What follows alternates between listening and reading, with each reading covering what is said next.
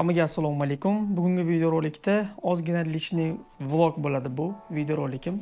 Sizlar bilan bir yaqindan suhbatlashmoqchiman. Moskvaga kelganimga ro'p-rosa 8 yil bo'ldi. 2018-2019 atrofida o'shaman Moskvada bo'lganman. Moskvada bo'lganman va shuncha vaqt o'tib ketganligini men endi his qildim bugun. Demoqchi bo'lganim sizlarga mana shu hozir 18-19 yoshda safarga chiqayotgan mendan kichkina bo'lgan odamlarga aytmoqchiman. Ishonaveringlar, vaqt juda ham tez o'tadi. Ayniqsa musofirda. Sizlar buni даже men 18 yoshda chiqadigan paytim hozir boraman, shunday borib o'zimga tap pul topaman va sirazi qaytaman degan fikrlar bo'ladi. Lekin siz u yerga borganingizdan keyin sizni planlaringiz juda ham o'zgarib ketadi. Demoqchi bo'lganim, har qanday vaziyatda unumli foydalanish kerak. Behudaga vaqt sarflash kerak emas.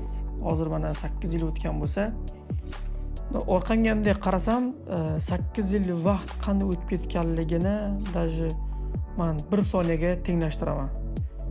8 yil yashadimdagi bir bunday qanaydir o'zimda bir chuvstvo qolmagan.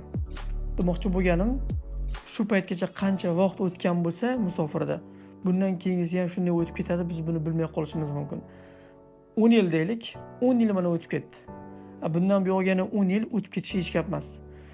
Shuning uchun eng muhimi qayerda bo'lishidan qat'iy nazar vaqtingizni tejashingizni va har bir daqiqadan rohat olib yashashingizni tavsiya qilgan bo'lardim. Umr bu oqar daryo degan gap juda ham to'g'ri ekan. Men yosh bo'lgan paytim umr haqida, vaqt haqida gapirsa, men umuman parvo qilmagan odamman. Lekin bugun kelib turib, o'zimni boshimga tushgan payti va anglab buni yetgan paytingizda orqaga yo'l yo'qligini bilasiz. Va shunda qilgan xatolaringizga afsus chekasiz. Men bu videoni ko'p bo'lib ketishini xohlamayman. Musofirdagi aka-ukalarimizga aytgan bo'lardimki, vaqtinglarni tejanglar va har bir vaqtdan unumli foydalaninglar. Gaplashamiz.